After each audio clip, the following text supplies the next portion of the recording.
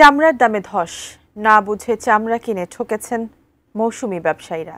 এক একটি গরুর চামড়া গড়ে বিক্রি হচ্ছে ৬০০ থেকে ৭০০ টাকায়।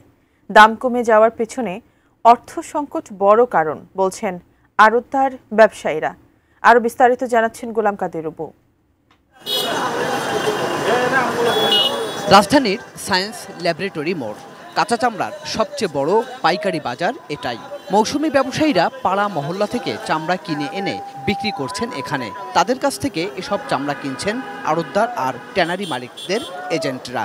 তবে এখানে চামড়া বিক্রি করতে এসে লস করছেন মৌসুমি ব্যবসায়ীরা, কারণ সরকার চামড়ার দাম নির্ধারণ করেছেন লবণযুক্ত, কিন্তু সেই দামে উল্টো তারা কিনেছেন লবণ ছাড়াই এসব কাঁচা চামড়া।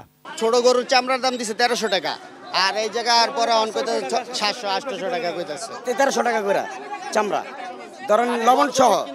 লবণ বাদ দিলাম আমরা কমসে কম ১২০০ বা ১১০০ করে তো ধরবো, তাই না? এর ভিত্তিতে মনে করেন ওনারা বলতেছে সিন্ডিকেট করতে ৮০০, ৭৫০ এরকম দাম চাই। দাম একটু আমরা কম পাচ্ছি। আমরা যে তুলনায় ৮০০ করে কিনতেছি ওই তুলনায় ১০০০ টাকা বিক্রি না করলে আমাদের হয় না।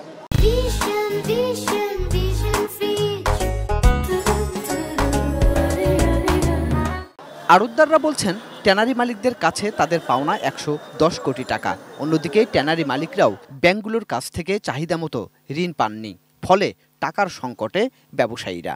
রেট বেঁধে দিয়েছিল ১৩৫০ টাকা, এই দামে কোনো অবস্থাতে বিক্রি হচ্ছে না। ৬০০ টাকা ৭০০ টাকা সন্ধ্যার পরে আমি আশঙ্কা করতেছি, প্রেডিকশন আমার যে আরও কমে যায় কিনা, বিকজ টাকার অনেক সমস্যা সবার কাছে।